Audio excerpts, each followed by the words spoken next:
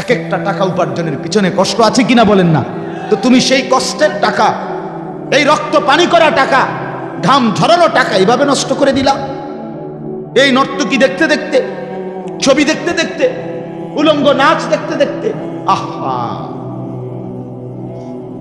আমরা পড়ছি একবার কিতাবে, ইতিহাসে, এক নবাব, এই উপমহাদেশের এক হিন্দুস্তানের এক নবাব, তার একটা ছেলে একটা মেয়ে ছিল। নবাবের বহু জমি ছিল, নবাব তো নবাবই।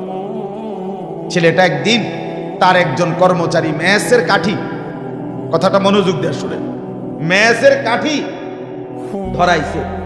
ধরাইবার পরে মেসের কাঠি ধরাইলে বারুদ, ওই যে মেসের কাঠির আগার মধ্যে যে বারুদ থাকে, এটা আগুনটা নিভে গেলে বারুদের একটা গ্রান আছে, বুঝিনি আমি, বারুদের একটা গন্ধ আছে।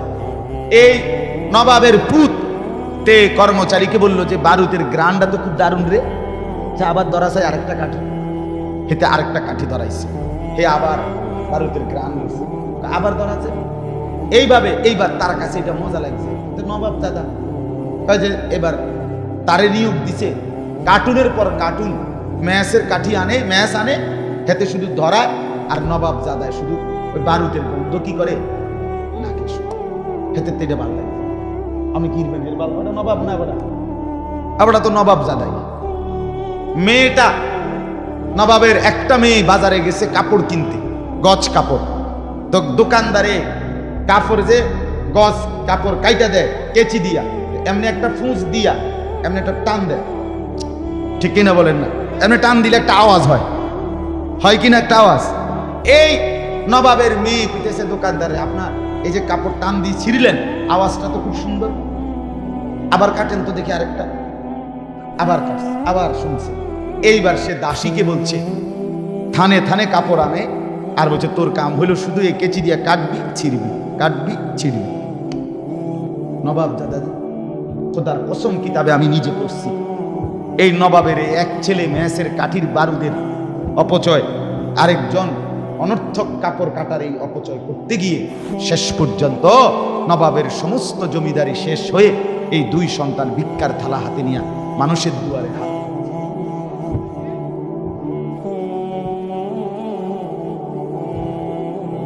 প্রিয় ভাই, যদি মুসলমানের বাচ্চা হয়ে থাকো, যদি মার দুধ খেয়ে থাকো, তো ভুল মনে রাখবে, রাজার ধন ফুরায়, রাজার ধন।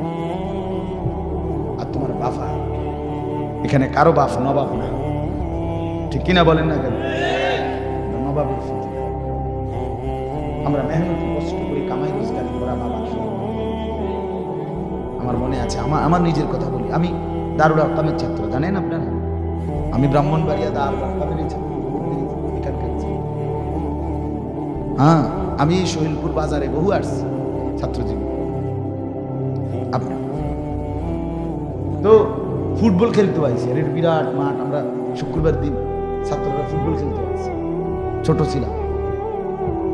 সোহেলপুর বাজার, এখানে বড় হুজুর রহমতুল্লাহ তাফসির শুনতে আমিও আসছি, আমার ছোটবেলায়, এটা তো বিখ্যাত তাফসির। তো আপনার ছোট্টবেলায় 5 ভাই মাদ্রাসায় পড়তাম, 3 ভাই। আব্বা প্রাইমারি স্কুলে মাস্টারি করতেন, মসজিদে নামাজ ইমামতি করতেন, খুব অল্প টাকা বেতন পাইতেন। অভাবের সংসারে এমনও দিন গেছে, 1 কেজি আটার দাম থেকে আমার ছোট ভাই 2টা টাকা দোকানদার রে কইছে যে 1 কেজি আটা দেন, মাই কইছে তবে 2 টাকা কম দিয়ে, মাই কইছে 2টা টাকা আমার দিতে কইছে। তো 1 কেজি আটার থেকে 2 টাকা কম দিয়া, এই 2টা টাকা দিয়া ভাই মাদ্রাসা দিয়েছে। আমি একবার কুমিল্লা ট্রান্সপোর্টে করে শাসনগাছার থেকে মায় আমি দারুল আরকাম আসতেছি আপনার, তখন আমরা ঘাটুরা 1 নম্বর গ্যাস ফিল্ডের সাথে একটা ভাড়া বাড়িতে মাদ্রাসা ছিল। আমি একেবারে প্রথম ছাত্র, প্রথম যেই বেস দিয়ে, সর্বপ্রথম যেই জামাত দিয়ে শুরু হয়েছে দারুল আরকাম, মেড্ডা পীরবাড়ি হুজুরের বাড়ির পাশে, আমি ওই সময়কার ছাত্র। তো 1992-93 সালে কুমিল্লা ট্রান্সপোর্টে মায় আমারে, মানে আসছি যে আমি আমার টিফিন গাড়ির বাড়ির মধ্যে করে 3টা বাটিতে তরকারি, গোশত, ডিম এগুলা রাইন্দা দিছে মানে মাদ্রাসাতে এসে খাইতাম। এই গাটুরা স্টেশনে এসে যখন নামছি বাসের থেকে নামতে গিয়া ছোট মানুষ বাড়িটা সহ লাভ দিয়ে নামতে গিয়া পড়ে গিয়া বাড়িটা খুললা তরকারি সব পড়ে গেছে। আমি এমন কান্না কাঁদছি যে অজরে কাঁদছি, আহারে আমার মা কষ্টের বানানো তরকারি পড়ে গেছে।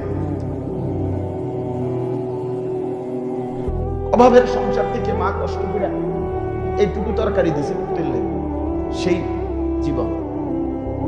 তাইলে বাপ, প্রত্যেকটা মানুষ আজকের এই বাপদেরকে জিজ্ঞাসা করো, ছেলেরা কষ্ট করে কামাই করা এই পয়সা, সেটা তুমি 300 টাকা দিয়ে চুল কাটো, 500 টাকা দিয়ে চুল কাটো, তাও ইহুদিদের বেঈমানের কত রঙের কত ঢঙ্গের জামা পরো। একটা বড় মোবাইল পাইয়া তুমি মা ভুলে গেলা, বাবা ভুলে গেলা, আল্লাহ ভুলে গেলা, নামাজ ভুলে গেলা, দুনিয়া ভুলে গেলা। শুধু নারীর ছবি, নর্তকীর নাচ, জিনা ব্যভিচারের দৃশ্য। হায় হায় বন্ধু, এতেই মজা পেয়ে গেলা। তোমার ভবিষ্যৎ কি? তোমার আখিরাত কি? তুমি কি কবরে যাইবা না? তুমি কি মরবা না? এজন্য যে ছেলেরা বসছো বাপ, আমার জিন্দেগির ফকির ছেলেদেরকে নিয়ে, মুসলমানের নওজওয়ানদেরকে নিয়ে আমি অনুরোধ করলাম প্রত্যেকের কাছে, ভাইয়া দয়া করে মজলুম মুসলমানের, সারা পৃথিবীর মজলুমানের রক্তের বদলা যদি নিতে হয়, আমার যুবক ছেলেদেরকেই দাঁড়াইতে হবে। নওজওয়ান, তোমরা না আগাইলে ইসলাম আগাবে। তোমরা জীবন বাজি না রাখলে আল্লাহর দ্বীনের জন্য লড়বে কে? বাপ, খুন ঝরবে যুবকের, কলিজার খুন ঝরবে। এজন্য আজকে রাত গভীরে আমার নওজওয়ান ছেলেরা, মুরব্বীরা না, যুবক ছেলে, তোমরা সবাই ইনশাআল্লাহ এই একটা নিয়ত করো ভাইয়া, যে বড় মোবাইল প্রয়োজনে, যার প্রয়োজন যেদূর, অফিসিয়াল কাজ, মাদ্রাসার কাজ, স্কুলের কোনো কাজ, ব্যাংকের চাকরির কোনো কাজ, ঠিক আছে, সেটা কাজেই ব্যবহার করো। বাকি ফালতু অনর্থক শুধু ছবি দেখার জন্য, নাচ গান দেখার জন্য আমরা এই বড় মোবাইল ব্যবহার করব না। এই নিয়তে কয়েকজন যুবক হাত উঠাও দিল থেকে। না না, সবাই উঠাই না, পাইকারি হাত উঠাই না। ছেলেরা উঠাও, ছেলেরা, বয়স্করা না, ছেলেরা উঠাও। ভাইয়া বলো, নিয়ত করো ইনশাআল্লাহ, জোরসে বলো ইনশাআল্লাহ। আল্লাহ আপনি হিম্মত দেন, আল্লাহ আপনি তৌফিক দেন। আমি আপনাদের কাছে একটু অল্প কথা, আমি আবারও বলছি, প্রয়োজনকে প্রয়োজনের মধ্যে রাখো, জরুরত তো জরুরত, ঠিক কিনা বলেন না? অসংখ্য কাজ আছে যেগুলা দিয়া মোবাইলের মাধ্যমে অফিসিয়াল কাজ, বিভিন্ন কাজ করতে হবে, হ্যাঁ ঠিক আছে, প্রয়োজন তো প্রয়োজন। সারাদিন টিপতে হবে, এটা কি প্রয়োজন বলে? এটা কোন জিনিস? পাঞ্জাবিওয়ালা যারা আছেন, টুপিওয়ালা হুজুর যারা আছেন, আপনাদেরকে বলি বন্ধু, ডাইরেক্ট কথা আমার, গায়ে লাগলেও কিছু করার নাই। বাকি টুপিওয়ালা পাঞ্জাবিওয়ালাও যদি মাদ্রাসার তালিব ইলম উস্তাদ হোক আর যেই হন, বড় মোবাইলে যে আসক্ত, আমনে মনে রাখেন, আমনের দিয়া কোনো কাম হইতো না। আপনি উদয় বাতে খাইবেন আর বউ ফাইলবেন, এই খাইয়া দাইয়া হইয়া থাকবেন আর কি। আর মোবাইল আপনাকে দিয়ে পৃথিবী গড়বে না, আপনাকে দিয়ে উম্মতের ফায়দা হবে না। উম্মতকে বাঁচাইতে হইলে, মুসলমানের এই খামখেয়ালিন গুনার মধ্যে হাবুডুবু খাওয়া মুসলিম সমাজকে বাঁচাইতে হইলে উম্মতের উলামায়ে কেরাম তাদেরকে আগের চাইতে 100 গুণ বেশি দিবা নিশির মেহনতের ময়দানে ঝাঁপাইতে হবে। আলেমের আবার রাত কি, আলেমের আবার দিন কি? 23 বছরের পুরা ওয়ারিস যে, আদম থেকে ঈসা নবীর সমস্ত আম্বিয়াদের ওয়ারিস যে, তার আবার অবসর। কথা বলেন না কেন? আমনে মোবাইল টিপনের টাইম ফান কেন? আমনের অবসর কি? রাসূলুল্লাহ সাল্লাল্লাহু আলাইহি সাল্লাম, আমরা কি শুধু নবীজির আখিরি নবীর ওয়ারিস? উলামায়ে কেরাম আদম থেকে মুহাম্মদ সমস্ত আম্বিয়াদের ওয়ারিস। এ কি খামখেয়ালি কথা? এ কি ছোটখাটো ডিউটি? কত বড় বোঝা কাঁধে নেওয়া, এত বড় ভারী বোঝা যার কাঁধে, সে আবার অবসর পায় কখন? তার আবার সময় কিসের? সে ঘুমাবেও তো এই কারণে যে পরবর্তী কাজের প্রস্তুতির জন্য একটু শক্তি দরকার, এই জন্য সে খাবে তো এই কারণে পরবর্তী কর্মের ময়দানে ঝাঁপিয়ে পড়ার আগে একটু খাওয়া দরকার, এই কারণে। আল্লাহ তাআলা উলামায়ে কেরাম, নওজোয়ান অনেক আলেম আছেন, তালেবে ইলম আছেন, তাদেরকে আল্লাহ তাআলা সবাইকে হিম্মত দান করেন। আমিন। এবার 4টা আয়াতের তরজমার জন্য একটু কথা শুনেন, অল্প কিন্তু কথা। মূলত এই সূরাটার নাম, আমি যে সূরাটার থেকে 4টা আয়াত পড়ছি, 15 নম্বর পারা, 17 নম্বর সূরা, সূরা বনী ইসরাঈল। কি নাম বলে? বনী ইসরাঈল। এই সূরার 16, 17, 18, 19, 20 5টা আয়াত আমি আপনাদের সামনে তেলাওয়াত করছি। অল্প একটু কথা হলো, হযরত ইয়াকুব আলাইহিস সালাম একজন নবী ছিলেন, বিখ্যাত নবী না? নাম শুনছেন না? ইয়াকুব আলাইহিস সালামের 12 জন ছেলে ছিল। আমি খুব অল্প কথাই বলতেছি সংক্ষেপে। ইয়াকুব নবীর ছেলে ছিল মোট 12 জন। 10 ভাই যারা কূপে ফেলে দিয়েছে ইউসুফকে, এই 10 জন। ইউসুফ আলাইহিস সালাম একজন, ইউসুফ আলাইহিস সালামের আপন মার ঘরে এক ভাই, ছোট ভাই বিনিয়ামিন। এই কয়জন হইল? এই 12 জন। ইয়াকুব আলাইহিস সালামের এই 12 জন ছেলে এই ছিল। আচ্ছা, এটা একটা কথা। ইয়াকুব আলাইহিস সালামের 2টা নাম, একটা নাম হলো ইয়াকুব, আর হলো ইসরাইল। এই দুটোটাই কার নাম? ইয়াকুব আলাইহিস সালামের নাম। যেমন আমাদের নবীর প্রসিদ্ধ 2টা নাম, মুহাম্মদ, আহমদ, আরো আছে না, বাকি এই 2টা কি সবচেয়ে প্রসিদ্ধ। তো ইয়াকুব, ইসরাইল। ইসরাইল হযরত ইয়াকুব আলাইহিস সালামের এই 12 জন সন্তানের যেই বংশধর পরবর্তীতে সামনের দিকে আগাইছে বংশধারা, এদেরকেই বলা হয় বনী ইসরাইল। ইসরাইলের বংশধর মানে ইয়াকুবের বংশ। কথা বুঝছেন কিনা বলেন? আচ্ছা, ইয়াকুব আলাইহিস সালামের 12 ছেলের মধ্যে একজন ছেলের নাম ছিল ইয়াহুদা, বড় জন। এবারের পরামর্শেই ইউসুফ আলাইহিস সালামকে পানি কূপে ফেলাইছিল। বাকি ভাইরা বলছিল মেরে ফেলতে, উনি বলছে না, কূপে হেলায় দাও, সেখান থেকে কোনো কাফেলা নিয়ে যাবে, আমরা ঝামেলা শেষ, বাপের চোখের আড়াল হইলেই তো শাল্য। যাই হোক, পরবর্তীতে যখন বংশধারা বাড়ছে ইয়াকুব নবীর ছেলেদের মাধ্যমে, এই ইয়াহুদা যেই ছেলেটা, তার বংশ হইছে সবচেয়ে বড়। ও বাকি ভাইদের বংশ কমতে কমতে একটা সময় ওই বড় ভাই ইয়াহুদা তার বংশের লগে সবাই মিশে গেছে। ফলে পুরা বনী ইসরাইল তাগো নাম হয়ে গেছে ইয়াহুদ। এখন যারা বনী ইসরাইল তারাই ইয়াহুদ। কথা বুঝছেন কি? আপনি একদম আরো সহজ বাংলায় বুঝেন। এক বেটার ফুট 5 জন, তো এবারে এক ফুটের ঘরে ছেলে মেয়ে হয়েছে 8 জন, আরেকজনের 3 জন, আরেকজনের 2 জন, আরেকজনের 1 জন, আরেকজনের না, এমন হয় কিনা? তো ধীরে ধীরে ওই 8 সন্তান হয়েছে যে বাইর ঘরে, যেই ফুটের ঘরে। এবারে বংশ বাড়তে বাড়তে এখন ওই ভাইগো পরিচয়ও, ওই নায়নাথপুরের পরিচয়ও হয়ে গেছে এই বড় ভাইয়ের পরিচয়। বুঝছেন আমার কথা? এখন পুরা বাড়ি হয়ে গেছে মোল্লা বাড়ি, যদিও এনে গাজীও আছে, কাজীও আছে। পুরা বাড়ির নামে হয়ে গেছে কাজী বাড়ি, যদিও এনে মাঝিও আছে। কথার কথাই আর কি। এখন পুরা ফ্যামিলির নাম হয়ে গেছে ইয়াহুদি, যদিও অন্য ভাইদেরও কি আছে, বংশধর আছে, কিন্তু বেশি বড় হওয়ার কারণে এই ইয়াহুদা এই ভাইয়ের নামেই সবাই বংশের পরিচয় হয়ে গেছে, এরাই ইয়াহুদ। তাহলে যারা বনী ইসরাইল তারাই কি বলেন না? ইয়াহুদি। ইয়াহুদ।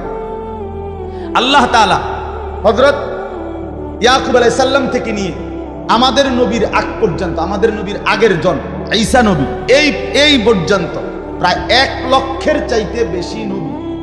কতজন? 1 লক্ষের চাইতে বেশি নবী আল্লাহ শুধু কেবল এই বনী ইসরাইল, এই ইয়াহুদীদের হেদায়েতের জন্য যুগে যুগে আল্লাহ পাঠাইছে। কতজন নবী? 1 লক্ষের চাইতে বেশি নবী। কিন্তু এই 1 লক্ষের চাইতে বেশি নবী রাসূল মিলেও এই জাতিটাকে, এই বংশধরগুলোকে, এই মানুষগুলো ইয়াহুদি যারা, তাদেরকে পরিপূর্ণভাবে শুধরাইতে কোনো যুগেই পারে না। বরং প্রত্যেক যুগে এই বনী ইসরাইল ইয়াহুদিরা সর্বোচ্চ সংখ্যক আল্লাহর নাফরমানি করত। অল্প 2, 4, 5 জন, 10 জন হাতে গোনা তারা ছিল অনুগত, বাকি সব ছিল নাফরমান।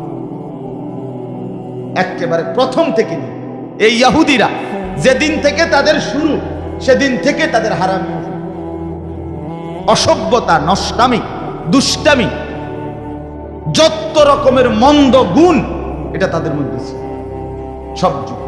ইবলিস শয়তান, যেটা মেইন শয়তান, তে কাগজে বুদ্ধি নেই। হ্যাঁ, ইবলিসের নিজস্ব অফিস আছে, ডাইরেক্ট ইসরায়েল হেড অফিস। ইবলিস বুদ্ধি লয়, ইবলিস আটকাইয়া গেলে তারাতে বুদ্ধি লয়। এমন শয়তান, এমন দুষ্ট। এই 1 লক্ষের চাইতে বেশি নবীকে জ্বালাইয়া কইলা কইলা। তাদের সবচেয়ে উল্লেখযোগ্য নবী ছিল বনি ইসরাইল ইহুদিদের সবচেয়ে বড় প্রসিদ্ধ নবীর নাম হলো মুসা আলাইহিস সালাম, যিনি তার পুরাটা হায়াত তাদের সংশোধনের পিছনে ব্যয় করছেন, কিন্তু উনাকে তারা একদিন শান্তি দিয়েছেন। উনি যদি বলতেন ডাইন, হেরা কইতো বাম। উনি যদি কইতো উত্তর, হেরা কইতো দক্ষিণ। মানে যেটা উনি বলতেন এটারই বিরোধিতা করত, এটার বিরুদ্ধে, এটার পাল্টা 100টা প্রশ্ন কইরা এটারে জগা বলছে। একটা গাবি কোরবানি দিতে মুসা নবী এদেরকে ইহুদি শুরু করছে এটার উপরে প্রশ্ন, গাবিটা কিরু, বাইত ফালুন না মাঠে ফালুন, গাবির বয়স কত, গাবির গায়ের রং কি, পুরাটা এক কালার না ভিত্তি অন্য কালার, কথা বুঝছেন? আচ্ছা, যদি হয় সাদা তো, বা মনে করেন গোলাপি, তো গাঢ় গোলাপি না হালকা গোলাপি। মানে এইভাবে এটার জিগাইতে এটার BS CS RS খতিয়ান খুললা শেষে এটা আর খুঁজে পায় না।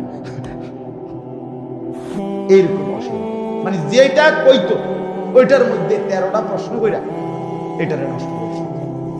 শুধু তর্ক, মানে ঠাট্টা করতে বেশি, উপহাস করতো, তামাশা করতো। এটা ইহুদিদের অভ্যাস, এই সর্বদা তুচ্ছ তাচ্ছিল্য করা, ঠাট্টা করা। এ আসে আরে কিরে তুই কিতা করস,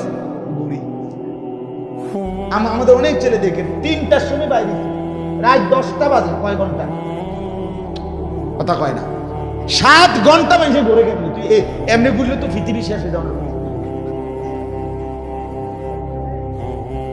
কথা বুঝছেন না? ডেইলি যদি একটা ছেলে 7 ঘন্টা ঘরে, এতে তো পৃথিবী শেষ হয়ে যাওয়ার কথা না। হে ঘরে হাসে, খামখেয়ালি, এই তুচ্ছতা ছিল, অবজ্ঞা, খামখেয়ালি, এটা ইহুদিদের অভ্যাস। নাউযুবিল্লাহ। মুসা নবী বলল যুদ্ধ করতে চলো কাফেরদের সাথে। কইল কি, আমনে আর আমনের খোদা মিল্লা, আপনারা দুজন আগে শুরু করেন, বাইল ভালো দেখলে আমরা আসমু, নাহলে আমরা বইলাম। আল্লাহর সাথে তামাশা, মানে ঠাট্টা করে। আল্লাহ কোরআনে বলছে, ওয়াবালাউনাহুম বিল হাসানাতি ওয়াস সাইয়্যাত, ইহুদিদেরকে আমি কখনো সুখ দিয়া কখনো দুঃখ দিয়ে দোনোভাবে পরীক্ষা করছি, দোনো অবস্থাতে তারা আমার। যখন অডেল সম্পদ দিছে তাদেরকে আল্লাহ ইহুদিদেরকে, তারা কইতো কি জানেন? কোরআনে আছে, ইন্নাল্লাহা ফাকিরুন নাহনু আগনিয়া, আল্লাহ হলো ফকির, আমরা হইলাম ধনী। আল্লাহ বলেন এরপরে অভাব দিয়া, দারিদ্রতা দিয়া ভিক্ষার থালা হাতে উঠাই দিছে। এবারে মানুষের জিগা কিও নাই, মাতবুরি, বুঝেন নাই কথাটা? অঞ্জেকের ভিক্ষা করো, কয় এবার বলে কি, ইয়াদুল্লাহি মাগলুলা, আল্লাহর হাত ছোট হইয়া গেছে, হাবড়ার দ্বারে নাই দিব। আল্লাহ বলে যে সুখে রেখে চাইছি, তাও উল্টা, দুঃখে রেখে চাইছি, তাও এই অজাত, এরকম নিকৃষ্ট। আমার বন্ধু জুলুম কেমন ছিল তাদের? জুলুম ছিল এত নিকৃষ্ট, জালেম। আহা, 1 লাখের চাইতে বেশি নবী রাসূল যাদেরকে আল্লাহর দিকে ডাকছে, আরে আজকে তো মুসলমানকে মারতেছে। এই বেঈমান সেই বেঈমান যারা সরাসরি আল্লাহর নবীদেরকে, বনি ইসরাইলের অগণিত নবীকে এই ইহুদিরা সরাসরি জবাই করে ফেলছে। কসম, কোন বর্ণনা আছে প্রায় 400 নবী জবাই করছে। কত বড় নিকৃষ্ট কাফের, কত বড় নিকৃষ্ট মুসলমান। এরা পৃথিবীর সমস্ত বদভ্যাস, মন্দ গুণ এদের, পৃথিবীর সমস্ত সুদী কারবার, সুদী মহাজন, আন্তর্জাতিকভাবে সারা বিশ্বব্যাপী যত সুদী কারবার, সবগুলোর মূল প্রবক্তা, উদ্যোক্তা ইহুদিরা। আমরা বইতে পড়ছি, ইহুদিরা আপনার সুদ দিছে, সুদের টাকা শোধ করতে পারে নাই দেখা ওই বেটার আমি নিজে পড়ছি কিতাবে, ওই বেটার গোশত শরীরের থেকে কাইটটা সুদের টাকা দিতে পারবে। উঠাও ভাইয়া, খারাইয়া উঠাও, এই অপদার্থ খারাইয়া উঠাও, খারাই উঠা বেটা। এতক্ষণ লাগাইয়া কানে বললাম, কলিজাটা মানে নিয়ে এবার কোন মানে না না, আপনাদের বিবেকে কি বলে বলেন না বাস। আমি এতক্ষণ লাগাইয়া কারে বলছি, এরপরে কি আর দুঃখটা মানে মনটারে? সে এখানে বসে বসে ঘুরিয়া ঘুরিয়া এটারে ভিডিও করতে, তুই মানুষগুলোর ছবি উঠে কি ফায়দা?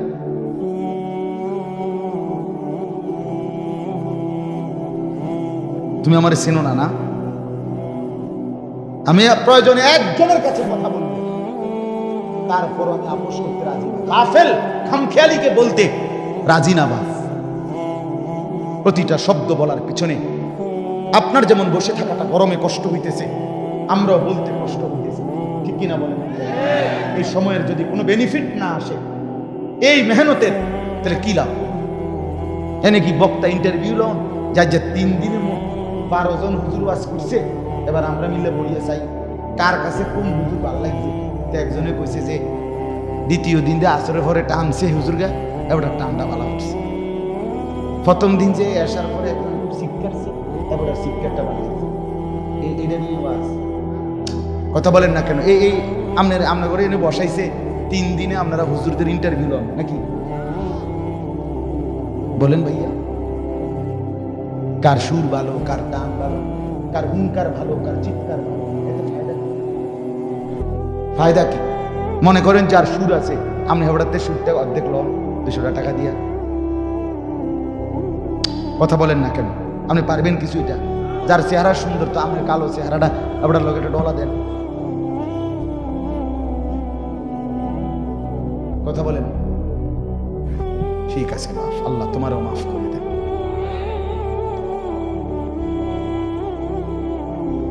চলেন তো, এই ইহুদিরা আপনার সর্বযুগে নবীদেরকে কষ্ট দিয়েছে। এরপরে আসেন দ্রুত আমরা সংক্ষেপে চলে আসি আমাদের নবীর কাছে। আমাদের নবী সাল্লাল্লাহু আলাইহি সাল্লাম মক্কা থেকে হিজরত করে কই গেছিলেন কন্ত? এই মদিনায় যাওয়ার পরে সেখানে গিয়ে দেখছেন 3টা ইহুদি গোত্র ছিল। কয়টা গোত্র? বনু নজির, বনু কাইনুকা, বনু কুরাইজা, ইহুদিদের গোত্র। এই 3 গোত্র নবীজিরও চূড়ান্ত যন্ত্রণা, কষ্ট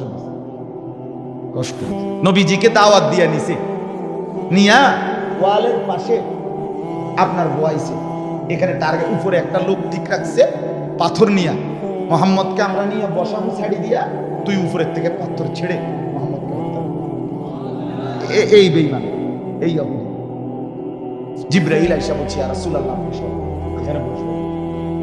এইভাবে মুসলমান মা মানে মুসলিম একজন নারী, পর্দানশীল নারী, ইহুদিদের কোনো বাজারে কোনো একটা কারণে খরচের জন্য গেছে, এরা করছে কি, এই মুসলিম মার বোরকার পিছন দিয়া এক শয়তানে ইহুদি তে রশি দিয়া কাপড়ের মধ্যে, মানে বোরকার পিছনের অংশে কাপড় বাঁধ দিয়া দিছে, রশি দিয়া পিছনে টান দিয়া ধরে দিছে।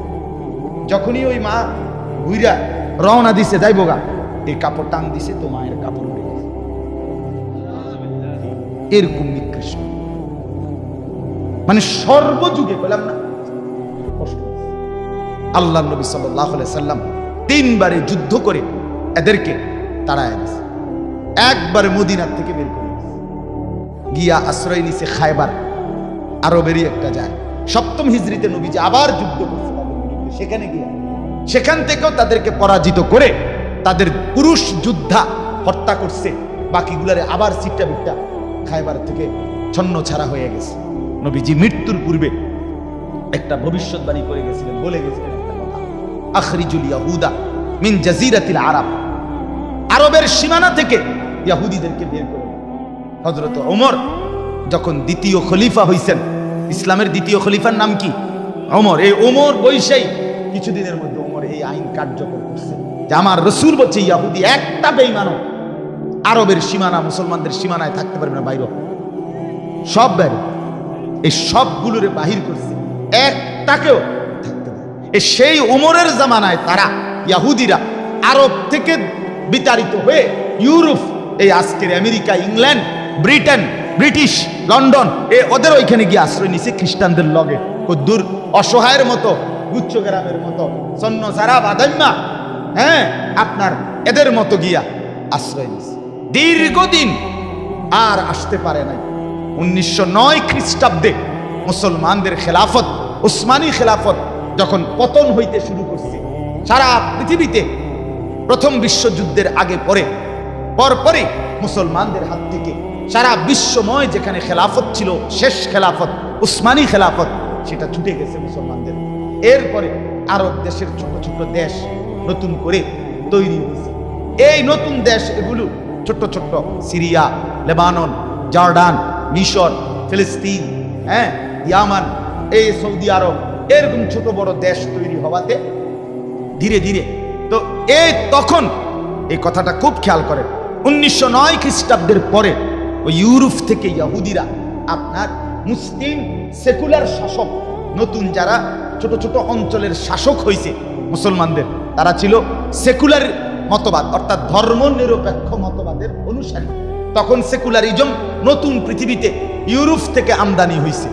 তারা এই ইহুদিরা আইসা বলছে মুসলিম শাসকদের কাছে যে আমরা আপনাদের এই বাইতুল মুকাদ্দাসের পাশে জেরুজালেমের লগে হাজার শত শত একর জায়গা, অনেক জায়গা এমনি পড়ে রয়েছে খালি বেহুদা, আমগরে কদ্দুর জায়গা যদি হয় এমনি দেন, নইলে ভিক্ষা দেন, নাই তো টাকা দিয়ে দেন, আমরা মূল্য দেব। কদ্দুর জায়গা আমরা কোন রকম, আমরা ভিটামাটি নাই, আমরা ওই ইউরোপ থেকেও তারা চূড়ান্ত মাইর খাইছে। কথা বুঝছেন না? বিশেষ করে আপনারা জানেন অ্যাডলফ হিটলার জার্মানির, সে 60 লক্ষ ইহুদি, নিজে কিন্তু সে মুসলমান না, সে খ্রিস্টান, কিন্তু সে হত্যা করছে। কত লক্ষ ইহুদি তারে জিগাইছিল, আমি নিজে পড়ছি, এই হিটলারকে জিজ্ঞাসা করছিল আপনি 60 লাখ ইহুদি কেন হত্যা করলেন? সে দারুণ কথা কইছে, আপনি অবাক হয়ে যাবেন তার উত্তর শুনে। হে কয় কি, আরো 10 লাখ হত্যা করি নাই, আর আছে রাইখা দিছি। এই 10 লাখ আমি যেগুলো মারি নাই রাইখা দিছি, এরাই উত্তর দিবে তোমাদেরকে 60 লাখ কি দেবে। বুঝলেন না আপনি কথাটা? মানে এই 10 লাখের যন্ত্রণা তখন তোমরাই মনে করবা, হিটলার মাইরা তো লাইছিলাই, এ কোনা খান কি লেগে রাখলা, ক্ষেতটা তো তুমি সাফ করছিলা, কোনাটা কিনতে রেখে দিলাম, এই ডাকাত কি লেগে তুলে রাখলা। বুঝছেন? এই জন্য সে বলছিল পরে 10 লাখই আপনাদেরকে বুঝাই দিবে, উত্তর দিবে আমি আগের টিকি লেগে মারছি।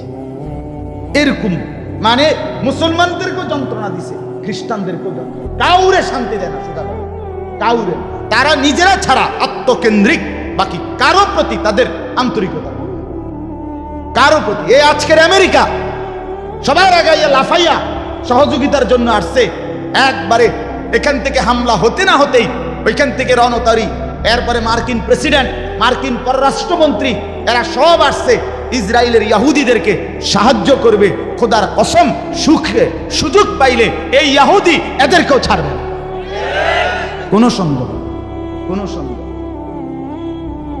বাকি আমেরিকা বুঝে নাই, খ্রিস্টান বিশ্ব বুঝে নাই যে প্রতিপক্ষ মুসলমান। এরা ভুলে গেছে মাত্র 3 বছর হয় নাই, এখনো 2-3 বছর হয় নাই। আমেরিকা তুমি আইসা ইসরায়েলকে সাহায্য কইরা তুমি ঠেকাইবা, ইসরায়েলকে জিতাইয়া দিবা, তুমি যে কি বেড়ই, তোমরা জিতুন না, তোমরা পারলে তো তোমরাই আফগানিস্তানের সাথে পারতা, তো তোমরা এখান থেকে ভাইগা গেলা কেন? কথা বলেন না কেন? তোমরা ভাইগা গেলে কেন? অতএব তোমরা ভেগে গেলে কেন? আফগানের মুসলমান থেকে ভেগে গেলে কেন? বুঝাই গেল পারবে না, কোনো সন্দেহ নাই, কোনো সন্দেহ।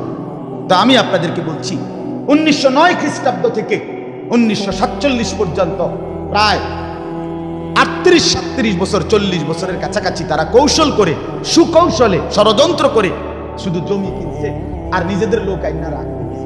1948 সালে আপনার ব্রিটিশ এই মুসলমানদের খেলাফত শেষ হওয়ার পরে ব্রিটিশের অধীনে ছিল ফিলিস্তিন। ব্রিটিশ 1948 সালে নিজেদের শাসন ক্ষমতা উঠায় নিছে ফিলিস্তিন থেকে। তখন এই উঠাইবার সাথে সাথে ওই দিন রাতে 1948 সালের 14ই মে ডেভিড বেন গুরিয়ান, একজন ইহুদি নেতা, সে রাতে রাতে ঘোষণা দিছে যে আমরা এই পর্যন্ত যে দূর জায়গা কিনছি এগুলো সব মিলাইয়া এটা আমাদের দেশ, এটা আমাদের ইহুদিদের হোলি ল্যান্ড, পবিত্র ভূমি। এটা আমাদের, এটার নাম কি? এটার নাম ইসরাইল। ও ইসরাইল কার নাম? ইসরাইল কার নাম বলেন না? ইয়াকুব আলাইহিস সালাম। আর তারা তো ইয়াকুবের বংশধর, এই জন্য নামই দিছে ইসরাইল। এটাই ইসরাইল, ইসরাইল যেটা এটাই ইসরাইল। কথাটা বুঝছেন কিনা বলে? এই 1947 সালে মুসলমান ঘুম ভাঙছে। হায় হায় বলো কি! কথা নাই, বার্তা নাই, আন্দোলন নাই, সংগ্রাম নাই, মিছিল নাই, মিটিং নাই, পোস্টার নাই, হ্যান্ডবিল নাই। তোমরা যে কও এটা তোমরা এলাকা, তোমরা দেশ, তোমরা এমনি না থাকতে দিছি। কথা বলেন না কেন? গুচ্ছ গ্রামে থাকতে দিছি, কথার কথা। তারা যদি কয়টা আমগো দেশ, যদি কত হইল? কথা বুঝছেন নি আপনি? এইখানে সেই 1948 সাল থেকে আজকের 2023 পর্যন্ত দীর্ঘ 75 বছর এক টানা এরা জুলুম করছে। কিন্তু মুসলমান, ফিলিস্তিন এবং তার পাশাপাশি মুসলিমরা, তারা আজও তাদের দাবি একটাই, তো খুন, রক্ত, শাহাদাত, কলিজার তাজা খুন দিয়েও মুসলমানদের দাবি ফিলিস্তিনের পুরা জমিন এটা মুসলমানের জমিন। 1 ইঞ্চি জমিন আমরা বেঈমান ইহুদিদের হাতে তুলে দেব না। এই যুদ্ধ চলছে, সেই যুদ্ধেরই ধারাবাহিকতা আজকে 75 বছর। এবার শেষ কথা আসে, শেষ কথা হলো ফিলিস্তিনের সাথে আমাদের সম্পর্কটা কেমন। আমাদের সম্পর্কটা এখানে একটু গভীরে বুঝতে হবে।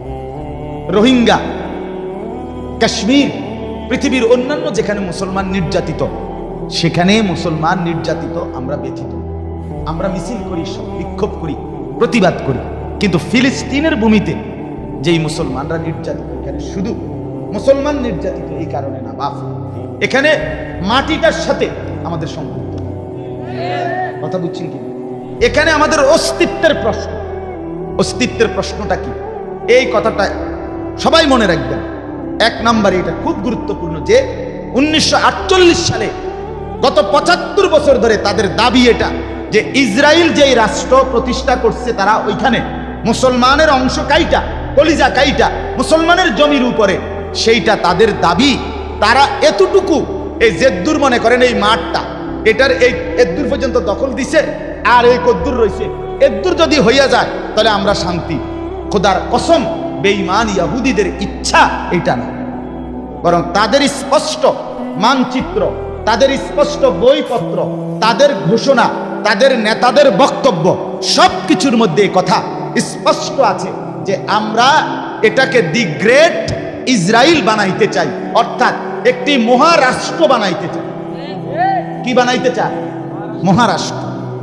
কদ্দুর লইয়া প্রশ্ন হইল, এটা তাদের বক্তব্যে ডেভিড বেন গুরিয়ান প্রথম দিন থেকেই বলে আসছে, আমাদের এই রাষ্ট্রটা হবে, এখানে আমরা মাত্র শুরু করলাম, কিন্তু আমাদের এই রাষ্ট্র হবে কদ্দুর। এই কদ্দুর 1 নাম্বার মিশরের নীল দরিয়া, এখানে একটা প্রান্ত, ইরাকের ফোরাত নদী, ওইটা একটা সাইড। আর এই একটু আগে যে বলছি, আমাদের নবী সাল্লাল্লাহু আলাইহি সাল্লাম ইহুদিদেরকে তাড়াইয়া দিছিলেন কই থেকে? বলেন না কেন? খোদার কসম, ইহুদিদের দাবি যে আমাদের বাপদাদার পূর্বপুরুষরা মদিনা ইয়াসরিবে ছিল, মুহাম্মদ তা করে তাড়াইয়া দিছে, এই আমাদের এদিক দিয়ার সীমানা হইল মদিনা। এই পুরাটা অঞ্চল নিয়ে একটি রাষ্ট্র প্রতিষ্ঠা করবে ইহুদিরা, সেটার নাম হবে দি গ্রেট ইসরায়েল। এটা হলো তাদের ইচ্ছা, পরিকল্পনা।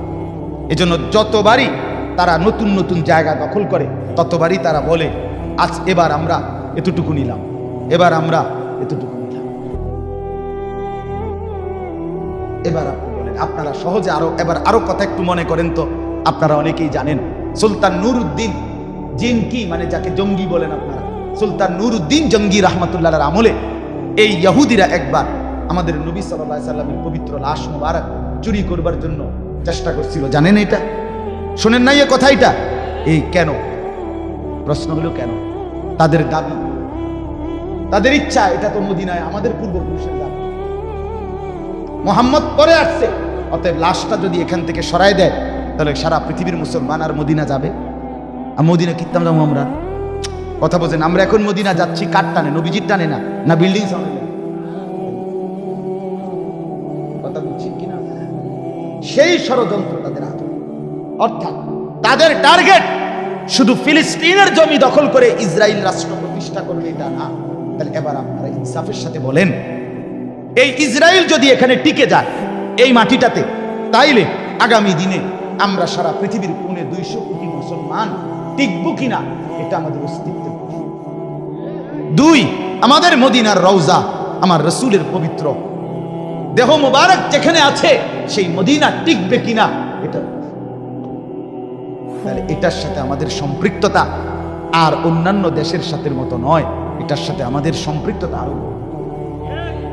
অতএব আজকে এই রাত গভীরে আপনাদের কাছে আমরা এটা বললাম, আপনারা প্রত্যেকে হৃদয় দিয়ে বিষয়টা উপলব্ধি করবেন, এটা বুঝবেন, এটা উপলব্ধি করবেন। ফিলিস্তিনের জমিন যদি হারিয়ে ফেলে মুসলমান, তাহলে মুসলমানের ভবিষ্যৎ অনেক বড় বিপদের কারণ হয়ে থাকে। মুসলমানের গোটা অস্তিত্বে শেকড়ে টান করে, শেকড়ে টান। আজকে আমরা বুঝতে চাই, এই জন্য আমরা প্রত্যেকে নিজেদের জীবনে এটা উপলব্ধি করতে হবে যে ফিলিস্তিনের মাটিটার সাথে আমাদের অস্তিত্বের সম্পর্ক। কথা বুঝছেন কিনা বলেন? এবার তর্জমা শুনুন, এরপর আমি কথা শেষ করব। আল্লাহ তাআলা বলেন, ওয়াইদা আরাদনা আন নুহলিকা কারিয়াতান, আমি আল্লাহ যখন ফয়সালা করি কোন সম্প্রদায়, কোন এলাকা, কোন জনগোষ্ঠী ধ্বংস করে দেব, আল্লাহ বলেন আমি যখন ইচ্ছা করি, আমার না মুত্রাফিহা, আমি তখন সেই সম্প্রদায়ের ধনাঢ্য, নেতৃস্থানীয়, সম্পদওয়ালা, পয়সাওয়ালা, ক্ষমতাওয়ালাদেরকে আমার হুকুম মানতে বলি। ফাসাকু ফিহা, কিন্তু ধনের গৌরবে, নেতৃত্বের ক্ষমতার গৌরবে তারা আমি আল্লাহর নাফরমানি করে। ফাহাক্কা আলাইহাল কাউলু, আল্লাহ বলে ফলে তখন আমার ফয়সালা, আমার সিদ্ধান্ত কার্যকর হয়ে যায়। ফাদাম্মারনাহা তাদমীরা, তখন আমি আল্লাহ সেই অবাধ্য, নাফরমান, অদ্যত জাতি গোষ্ঠীকে একেবারে বাস্তুভিটা করে দেই, একদম বংশহীন, একদম নিশ্চিহ্ন, উজাড় করে। এজন্য আজকের ইউরোপ, আজকের ইসরায়েল, আজকের আমেরিকা, আজকের ইটালি, আরে ফ্রান্স, আজকের ব্রিটেন, যত রাষ্ট্রই আপনার অহংকার করুক, এদের এই বাড়াবাড়ি ক্ষমতার, সম্পদের, অস্ত্রের, এটাই প্রমাণ করে, এদের বাড়াবাড়ি যত বাড়ছে এটাই প্রমাণ হয় আল্লাহর আযাব তত ঘনিয়ে আসছে। কথা বুঝছেন কিনা বলেন? অতএব রাত্রি যখন 9টা বাজে তখন সকাল হইতে বহু দেরি, কিন্তু রাত্রি যখন 3টা বাজে মনে তো হয় রাত ভীষণ গভীর, কিন্তু এটাও বোঝা যায় সকাল কাছে, ঠিক কিনা বলেন? অতএব জুলুম আর নির্যাতন, অত্যাচার আর খুন, তাজা রক্ত যখন বেড়ে গেছে, এটাই প্রমাণ করে মুসলমানের বিজয়ও কাছে। ওয়াকাম আহলাকনা মিনাল কুরুনি মিন বাদি নূহ, আল্লাহ বলে ও আমার বান্দা, তুমি চিন্তা ভাবনা করছো, তুমি কি আমার ইতিহাস জানো না? আমি আল্লাহ সেই নূহের পর থেকে আজ পর্যন্ত ইতিপূর্বে অসংখ্য অগণিত জাতি গোষ্ঠীকে আমি তো ধ্বংস করেছি। কথা কয় না? করেছি কিনা? তো কাজে অসুবিধা কি? নতুন করে একবারে ধ্বংস করতে আমার কি লাগবে? ওয়াকাফা বিরাব্বিকা বিযুনুবি ইবাদিহি খাবীরাম বাসীরা, আল্লাহ বলে আমার বান্দাদের নাফরমানির খোঁজ খবর রাখার জন্য আমি আল্লাহ রব হিসাবে একাই যথেষ্ট। এরপরে আসেন আমাদের জন্য করণীয়, পরের 2 আয়াত। আমাদের করণীয় কি? আমাদের করণীয় এখানে একটা বলছে, অর্থ হইল নবীজি বলছে শেষ জামানায় আমার উম্মতকে হত্যা করার জন্য ইমানদারকে কাফেররা দস্তরখানের মধ্যে খাবারের প্লেটে যেমন একে অপরকে ডাকে, আসেন ভাই আপনিও বসেন, আপনিও বসেন, কাফেররা সবাই মিলে মিশে এভাবে ডাকাডাকি করে একত্রে আমার মুসলমান, আমার ইমানদার উম্মতকে হত্যা করবে। সাহাবীরা জিজ্ঞেস করছে, ইয়া রাসূলুল্লাহ, আপনার উম্মত আমাদেরকে হত্যা করবে কি? আমরা কি সংখ্যা কম হওয়ার কারণে? নবীজি বলবে না, সংখ্যায় তোমরা অনেক বেশি হবে, কিন্তু আমার উম্মতের ইমানদাররা সংখ্যা বেশি হওয়ার পরেও তারা ভেসে যাবে এইভাবে যে বন্যা স্রোতের মধ্যে আবর্জনা যেভাবে ভেসে যায়। সাহাবীরা জিজ্ঞেস করলেন, ইয়া রাসূলুল্লাহ, সেটা কেন হবে? এরকম হবে কেন? মুসলমান বেশি হওয়ার পরেও এরকম আবর্জনার মতো ভেসে যাবে? নবীজি বলছে 2টা কারণ। 1 নাম্বার হলো হুব্বুদ দুনিয়া, 2 নাম্বার হলো কারাহিয়াতুল মাউত। 1 দুনিয়ার ভীষণ ভালোবাসা, আর মৃত্যুকে ভয় পাওয়া, মরতে না চাওয়া। এক, মরতে চাইবে না, দুই, দুনিয়াকেই আপনি। আল্লাহ তাআলা এখানে বলেন মান কানা ইউরিদুল আজিলাতা, যে ব্যক্তি দুনিয়া চায়, আজ্জালনা লাহু ফিহা মা নাশাউ লিমান নুরিদু, তো দুনিয়া লোভী আমি আল্লাহ তাআলা কিছু যাকে ইচ্ছা তাকে যেদূর সম্ভব ইচ্ছা আমার এদূর দুনিয়া নগদ দেব, তবে দুনিয়া লোভী শেষ পর্যন্ত সুম্মা জাআলনা লাহু জাহান্নাম, আমি আল্লাহ দুনিয়া লোভীকে পরিণতিতে জাহান্নাম ইয়াসলাহা মাদমুমাম মাদহুরা, আল্লাহ বলে দুনিয়া লোভীকে জাহান্নামে নিক্ষেপ করা হবে, লজ্জিত করে, লাঞ্ছিত করে, লাঠি দিতে দিতে, ধাক্কা দিতে দিতে। নাউযুবিল্লাহ। এরপরে আল্লাহ বলেন আর ওমান আরাদাল আখিরাতা, আর যে ব্যক্তি জীবনের সব ক্ষেত্রে আখিরাতকে চাইবে, ওয়াসাআলাহা সাইয়াহা, এবং আখিরাতের জন্য আমল করবে সুন্নাত মোতাবেক, ওয়াহুয়া মুমিন, এবং ঈমান ঠিক রাখবে, ফাউলাইকা কানা সাইয়ুহুম মাশকুরা, আমি আল্লাহ কৃতজ্ঞতার সাথে তার প্রত্যেকটা মেহনতের বদলা দিয়ে দেব। আল্লাহ বলেন সর্বশেষ আবারও আল্লাহ বলে বান্দা শুনো, এই কথাটা খেয়াল করেন, আল্লাহ বলে বান্দা শোনো, কুল্লান নুমিদ্দু হাউলাই ওয়া হাউলাই মিন আতা'i রাব্বিক, দুনিয়া আমি আল্লাহ না এগোরও দেই হেগোরও দেই, বুঝেন নাই? দুনিয়া এটা আমার এমন একটা নিয়ামত যেটা ডাকলেও দেই না ডাকলেও। আচ্ছা বলেন, দুনিয়া যে ভোগ করছে ইমানদারও ভোগ করে, নাফরমানও ভোগ করে, করে কিনা বলেন? এইটা আল্লাহ, এইটা তুমি কি লেখা কারাগারি করো কি, এটি তো এমনি দিতে আছে, গরু ছাগলে খায় দায়, তুমি মানুষ তুমি খাইতা না, এটা লেগে এরকম শুরু করছো। ওমা কানা আতাউ রাব্বিকা মাহদুরা, দুনিয়ার আমি আল্লাহর খাদ্য খাবার এটা কারো জন্য নিষিদ্ধ না, আমি ডাকলেও দেই না ডাকলেও দেই, কিন্তু মূল বিষয় হলো আখিরাত কি নিবা না? কথা বুঝেন নাই আমরা? আখিরাত নিবা না, আখিরাত নিতে হলে তো বান্দা এমনি হবে, এই বন খাইতে খাইতে, বিড়ি খাইতে খাইতে, টেলিভিশন দেখতে দেখতে, স্ত্রী নামাজ পড়বে না, ছেলে নামাজ পড়বে না, মেয়ে নামাজ পড়বে না, বিবি বাচ্চা পর্দা করবে না, আর এমনি এমনি বেহেস্তে যায় বাগা, সুদ খাইবা, ঘুষ খাইবা, মদ খাইবা, জুয়া খেলবা, নর্তকী দেখবা, জিনা বেবিচার দেখবা, আর তুমি এমনি এমনি বেহেস্তে চলে যাবে, আখিরাত না বান্দা হবে না। দুনিয়া মিলবে, দুনিয়া তো আমি অনুগত অবাধ্য সবাইকেই দিচ্ছি, কাফের বেঈমানকে আমি তোমাদের চাইতে বেশি দিচ্ছি, এই জন্য দয়া করে এবার আসেন আমরা এখান থেকে কি বুঝলাম? এখান থেকে বুঝলাম, এক, জালেম যত বড়ই হোক আল্লাহ তাআলার ফয়সালা জালেমের পতন নিশ্চিত, ঠিক কিনা বলেন? বিজয় ইমানদার, বিজয় কার বলেন না? আমাদের করণীয় হলো দুনিয়ার এই লোক, গুনার নাফরমানির এই মায়া, আল্লাহর অবাধ্যতা ছেড়ে নিজেদেরকে আখিরাতের জন্য প্রস্তুত করা। এখন ফিলিস্তিনের মজলুম মুসলমানের জন্য আমরা কি করতে পারি? আমরা 5টা কাজ করতে পারি। কয়টা কাজ? এক নাম্বার কাজ হলো 250 কোটি মুসলমান সারা পৃথিবীতে, বাদ দেন সারা পৃথিবী, আপনি দায়িত্ব নেন, আপনার ছেলে, আপনার মেয়ে, আপনার মা, আপনার বাবা, আপনার ভাই, আপনার বোন, আপনার স্ত্রী, ছোট বড় যে কথা বলতে পারে এমন প্রত্যেকের মুখে আপনি এই কথাটা পরিচিত করবেন। প্রত্যেকের কাছে আজকের থেকে আমি অনুরোধ করলাম, দায়িত্ব নিবেন, বলবেন, নিজের বিবিরও বুঝাইবেন, ছেলেকেও বুঝাইবেন, মেয়েকেও বুঝাইবেন, ঘরওয়ালাদেরকে, ছোট বাচ্চাকেও বলবেন, সবাই যেন এক বাক্যে বলে ফিলিস্তিন আমার। ফিলিস্তিন কার বলেন? আবার বলেন ফিলিস্তিন কার? ওই আমাদের বললেন না কেউ, আমার বলেন, আমার বলেন কার? ফিলিস্তিন কার? আবার বলেন কার? আবার বলেন কার? আমার। বিবিকে বলবেন তুমি বলো, ছেলেকে বলেন তুমি বলো, মেয়েকে বলবেন তুমি বলো, প্রত্যেকটা মুসলমান, 250 কোটি মুসলমান যেন এই শব্দটার সাথে পরিচিত। কথা বুঝছেন না? প্রত্যেককে বলবেন, প্রত্যেককে জীবন বাজি রাখার জন্য, আল্লাহর দ্বীনের জন্য, মুসলমানের পবিত্র ভূমির জন্য, আমার রাসূলের মদিনার ইজ্জত রক্ষার জন্য, গোটা পৃথিবীর মুসলমানের সম্ভ্রম রক্ষার জন্য যদি জান দিতে হয়, আল্লাহ চায়, আল্লাহকে বলবেন আল্লাহ সবার আগে আমি দিতে রাজি ইনশাআল্লাহ। আমি আমার 7 বছরের ছেলেকে বলছি, আমি আমার 12 বছরের ছেলেকে ঘরে বসাইয়া বিবি বাচ্চা সহ একত্রে বুঝাইয়া ছেলেকে বলছি, বাপ যদি মুসলমানের ইজ্জত আর পবিত্র ভূমি রক্ষার্থে জীবন দেওয়ার সুযোগ হয় তো সোজা হিসাব, হয় আমি জান দেব নয় তুমি জান। এই জন্য 1 নাম্বার কথা হলো সবার কানে কানে, সবার মুখে মুখে এই আওয়াজ যে ফিলিস্তিন কার, আমরা যেন কেউ না ভুলি, একজনও না ভুলি। ঠিক আছে ইনশাআল্লাহ? বলেন ইনশাআল্লাহ।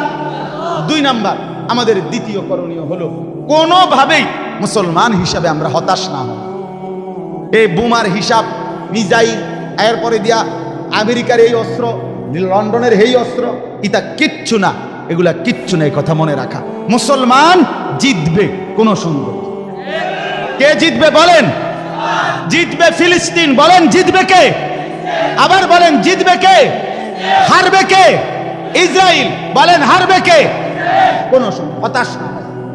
ইসলামের উপরে এর চাইতে বড় ধাক্কা আসছে, কিন্তু মুসলমান হারে নাই, শেষ পর্যন্ত বিজয় মুসলমানের হয়েছে। কি না হওয়া বলেন না কেন? হতাশ না বা আশা রাখা। আমাদের কেউ নাই, আমাদের জাতিসংঘ নাই, আন্তর্জাতিক আইন নাই, হিউম্যান রাইটস মানবাধিকার কোনো সংস্থা নাই, বিশ্ব বিবেক বলতে কিচ্ছু নাই, আমাদের কেউ নাই, আমাদের কেউ নাই। আছে শুধু একজন, তিনি আমাদের আল্লাহ। আমাদের একজনই যথেষ্ট। বলেন ইনশাআল্লাহ। 3 নাম্বার আর্থিক সহযোগিতা করার জন্য যখনই সুযোগ পাবেন, ওলামায়ে কেরাম নিজ নিজ এলাকায় যখনই বলবে ফিলিস্তিনের মজলুম মুসলমানের জন্য দান করা, সহযোগিতা করা, তখন নিজেদের মাল সর্বোচ্চ মুসলমানদের জন্য দান করবে। ঠিক আছে না ইনশাআল্লাহ? 4 নাম্বার আমেরিকান ইসরায়েল পণ্য বয়কট করবে। বয়কট সিদ্ধান্ত নেবেন, সিদ্ধান্ত নেবেন, সিদ্ধান্ত নেন।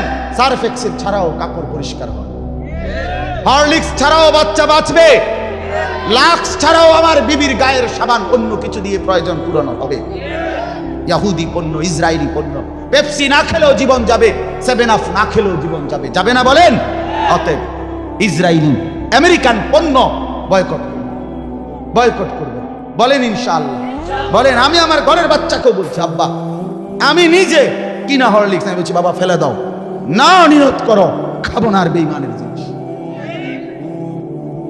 এই জন্য বলে এর দূর দিয়ে কি হবে না, অনেক কিছু হবে, অনেক কিছু হবে। বাংলাদেশে প্রতিবাদ করে কি লাভ হবে? বাংলাদেশে মিছিল করে কি লাভ হবে? আপনারা জানেন না ইসরায়েল এই আক্রমণ অবস্থায় ইহুদিরা যেই দেশে তাদের নাগরিকদেরকে যাতায়াত করতে এই মুহূর্তে নিষেধ করছে, তার মধ্যে বাংলাদেশের নাম জানে। এখানের মুসলমানও পাগলা, পাইলে আড্ডি গুড়া করে টাঙ্গাইয়া তুলে। কথা বোঝেন নাই আপনার? এই জন্য আমেরিকান ইহুদি ইসরায়েলি পণ্য বর্জন করা। 5 নাম্বার কলিজার সবটুকু দিয়ে 5 ওয়াক্ত নামাজ, রাত্রিবেলার তাহাজ্জুদ নামাজ, উঠতে বসতে সর্বদা মজলুমের জন্য দোয়া। এই শেষ কথা। 1 নাম্বার কি কোন? সবার মধ্যে জনমত, অর্থাৎ প্রত্যেকের কানে কানে পৌঁছানো যে ফিলিস্তিন। শুধু আমনে জানলো না, বউকে বলবেন, ছেলেকে বলবেন, মেয়েকে বলবেন। বলেন ইনশাআল্লাহ।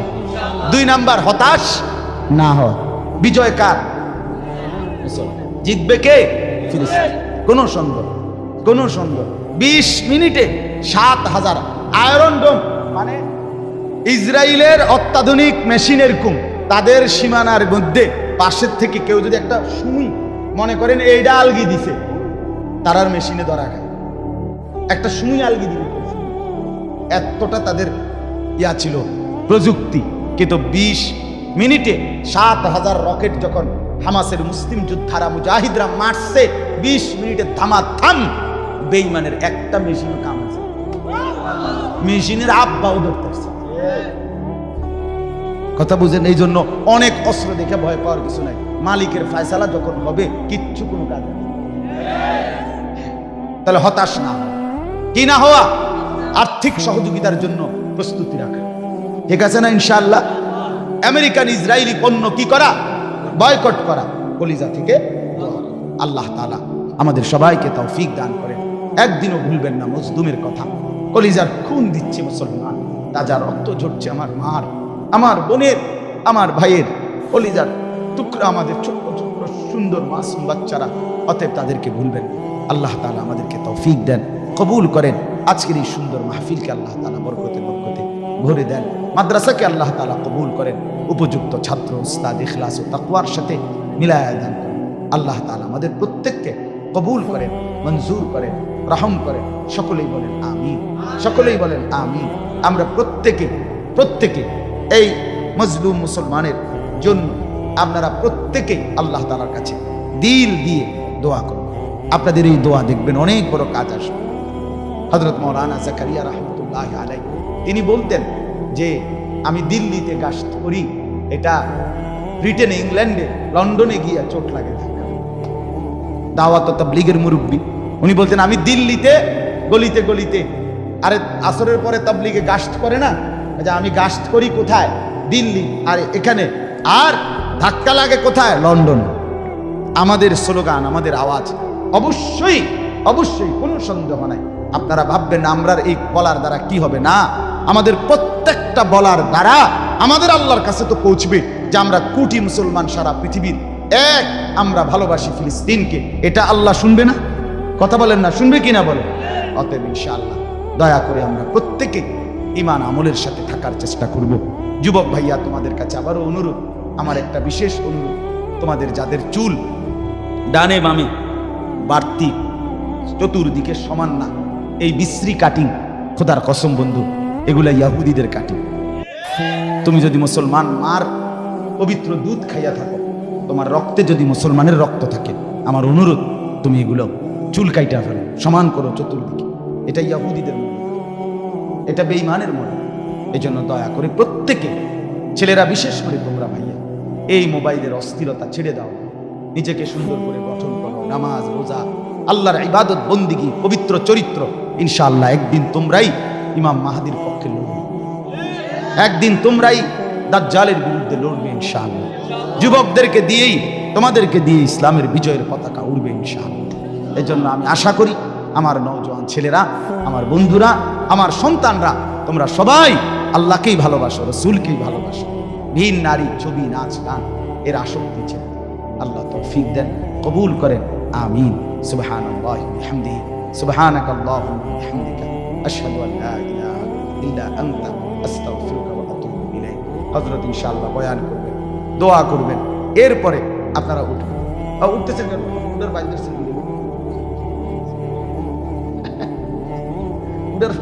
ও বেচারা ঘুমরে ধরে গেছে, কতক্ষণ শুনে।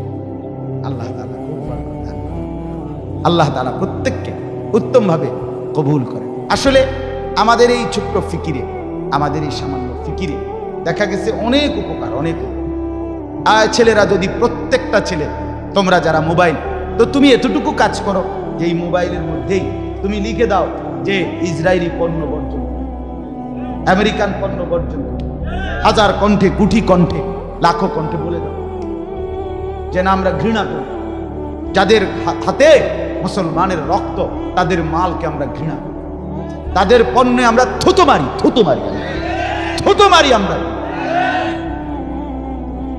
এই জন্য আমরা প্রত্যেকে হিম্মতের সাথে, যার যার সাধ্যে যতদূর সম্ভব আমরা মুসলমানের পক্ষে প্রচারণা করব, ফিলিস্তিনের মজলুম মুসলমানের পক্ষে আমরা বলে যাব আল্লাহর